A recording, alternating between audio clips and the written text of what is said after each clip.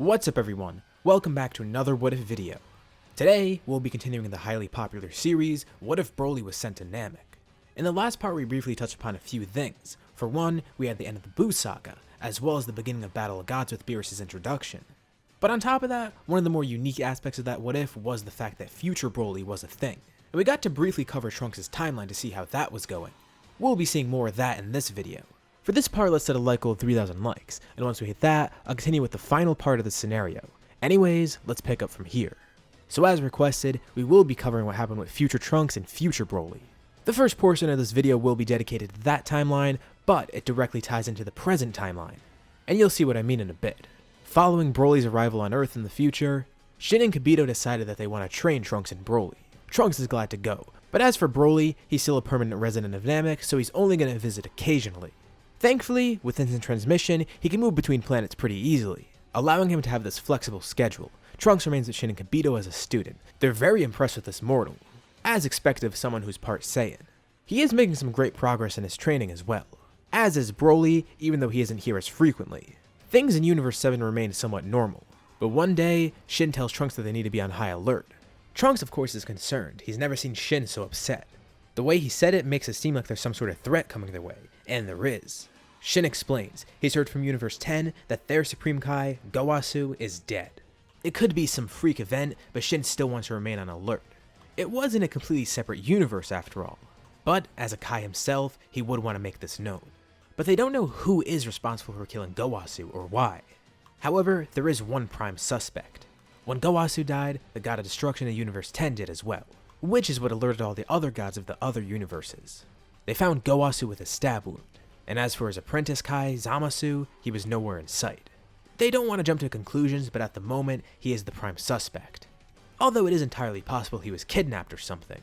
But little do they know, that's not the case. Elsewhere in Universe 7, the Super Dragon Balls have been gathered. Zamasu makes his wish, asking to be immortal, with Goku Black watching by his side. The two are now ready to commence their plan, which they call the Zero Mortals plan. And how convenient, they're already in the universe that they want to launch this plan in.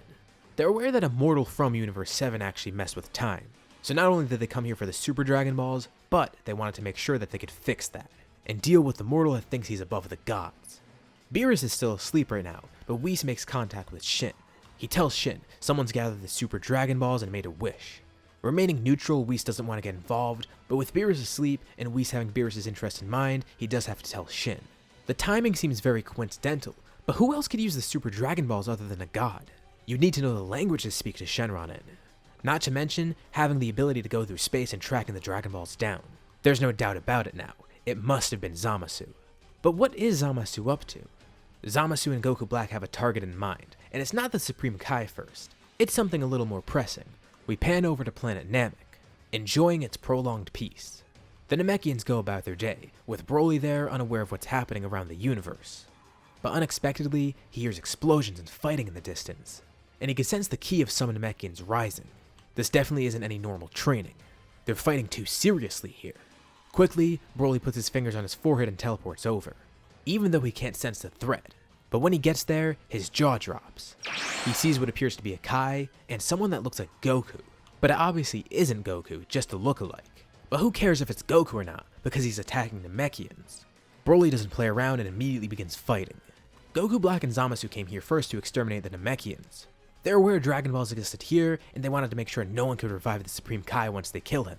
And that's why this planet is their first stop. Goku Black is impressed with Broly's power, and makes a comment on it.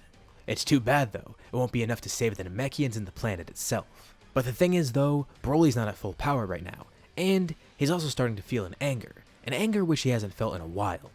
Goku Black taunts him more, with Zamasu joining in on the fight. Some Namekians have already died, and the planet is in direct danger. This guy is also impersonating Goku. Broly's anger flares up more, and he turns into Super Saiyan once more. Goku Black is shocked to see this and backs up, flying into the sky.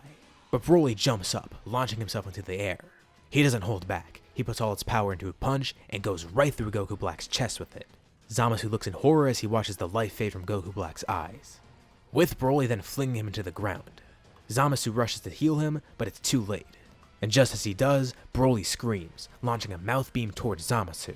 Broly calms down once he sees Zamasu is completely erased, but is shocked to see him regenerate from nothing. But Zamasu's not cocky right now, he's angered.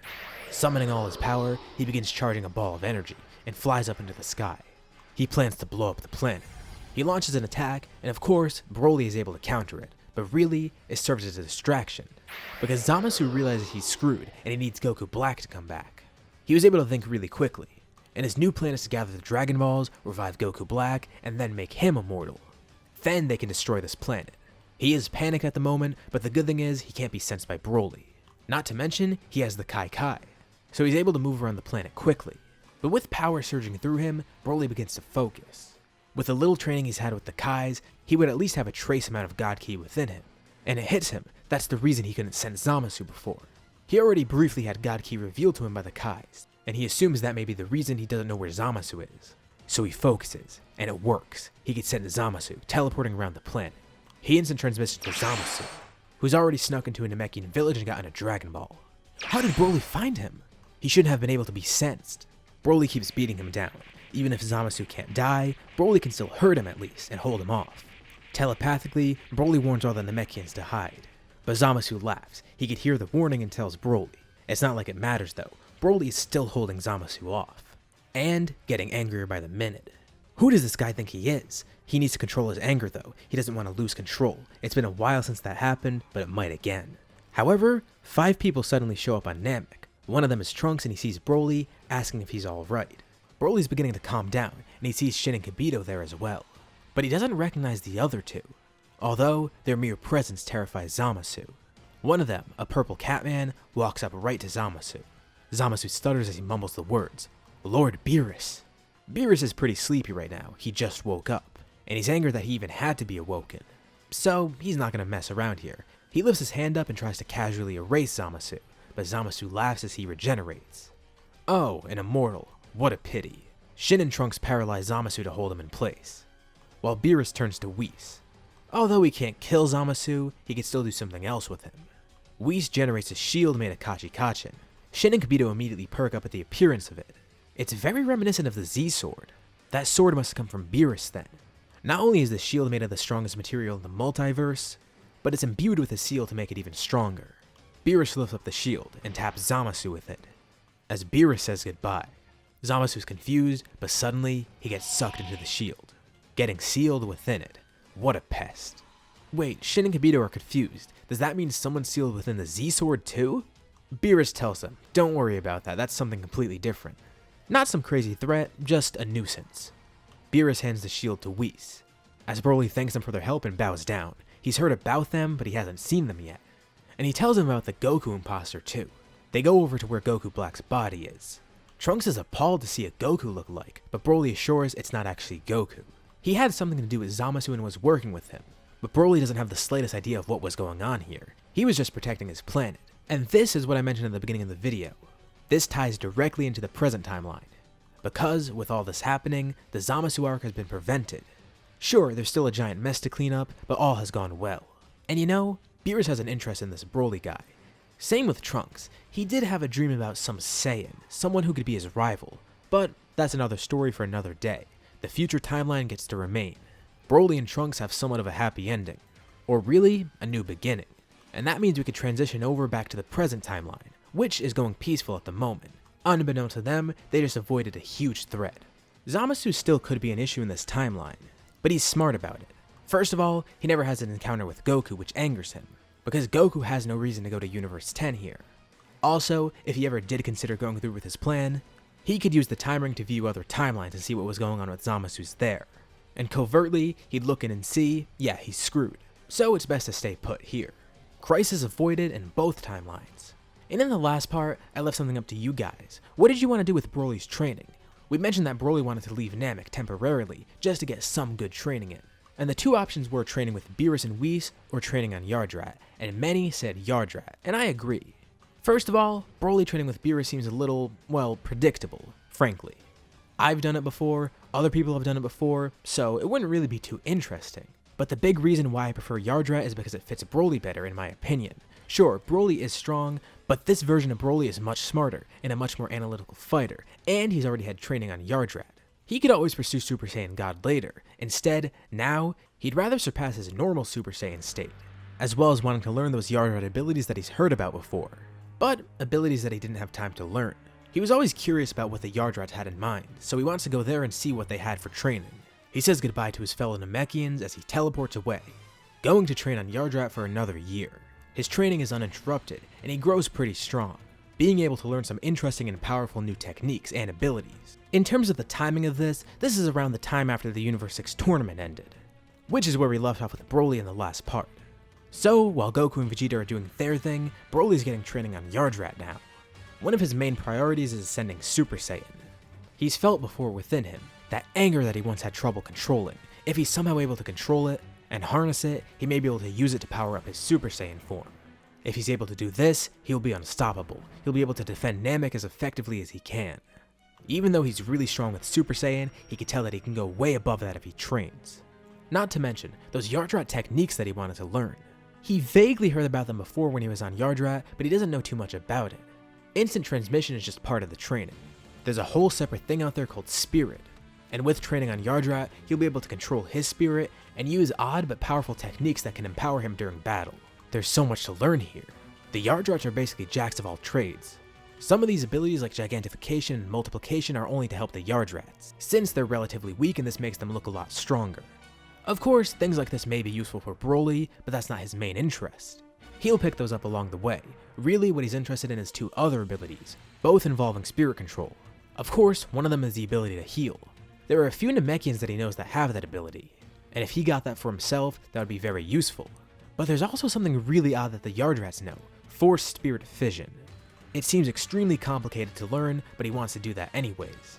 It's clear that this technique seems pretty powerful, and it could have a bunch of uses during battle. Not to mention, spirit control as a whole will hone his energy, making him far stronger than before. This training should be very beneficial for him. So he begins training for a few months, almost up to a year. But one day, they get an unexpected visitor on the planet. A familiar face. It's Goku. The Yard Rats and Broly are all surprised to see him here. Does he want to train as well? Well, not exactly. Goku explains. As Zeno did mention during the Universe 6 tournament, he wanted to do his own tournament, and now the time has come. Each universe participates in a battle royale. They already had an exhibition match, and now they're looking for their final members of the team. They already have 9, and as for the 10th, Goku decided he wanted Broly to join. He always was considering Broly, but it was easier to get the people on Earth first. He extends his hand out to Broly, wanting to see if he's willing to join the team. Broly is hesitant. He'd rather stay here with his training, and he's also a little bit suspicious. Surely there's a reason for Zeno holding this tournament, right? And Goku has no real reason to hide this from him. Making sure the Yard Rats don't hear, Goku pulls Broly aside, telling him in detail what the stakes are. And that's enough to convince Broly. He understands the gravity of this, and of course, he's gonna join the team. It's only 48 minutes that he'll be leaving his training. Also, this will be a good opportunity for him to test his new skills, his new advancements of Super Saiyan, and his skills that he learned on Yard Rat. But Goku asks Broly one thing. He wants to spar with Broly before the tournament to see where he is in terms of power. Broly doesn't see why not. So Goku takes Broly and teleports him to Earth. He asks Whis if they could be taken somewhere remote, so they could spar without any collateral damage. And Whis takes him to an uninhabited moon, one far away with atmosphere like Earth. No holding back now. Goku goes Blue Kaioken. Broly, this is my full power. Don't pull any punches. As you wish, Goku. I could finally test how well my training has benefited me. I need to practice my voice acting. Broly begins transforming, going Super Saiyan. And Goku's getting excited. A green light begins illuminating the moon that they're fighting on. This isn't normal Super Saiyan. The ground shakes below Goku. No way! The entire planet's shaking! Beerus watches, impressed. This Saiyan is most impressive, isn't he, Whis? Let's see how he compares to our student, though. Goku looks with amazement as Broly stops powering up, finally at his full power.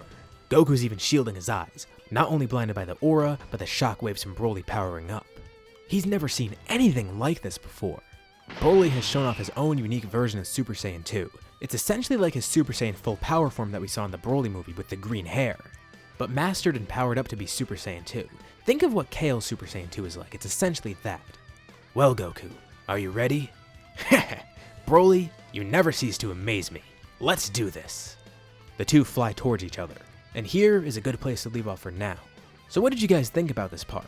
What do you think will happen next time? How will Universe 7 fare in the Tournament of Power? Leave your thoughts and suggestions in the comments below, and I'll be sure to check them out to see what you guys think. As always, if you like the video, be sure to drop a like, and let's try to hit the like goal so we can continue with the final part. If you haven't already, why not subscribe, as well as hitting the bell icon to get notified about any future parts of this What If or any other uploads on my channel. Thank you all for watching, and I'll see you on my next video.